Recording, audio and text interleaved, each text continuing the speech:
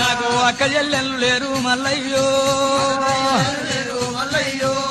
అన్నదమ్ములు లేరు మల్లయ్యా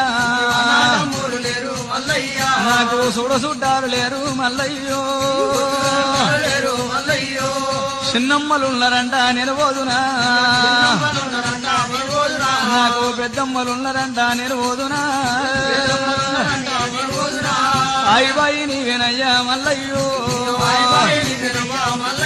అయ్యా సాధీన నీవేనయ్యా నా స్వామి సంపీన నీవేనయ్యా మల్లయ్యో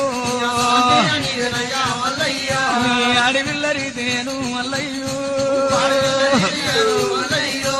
కళ్ళ మీద పడ్డది రత్నాంగి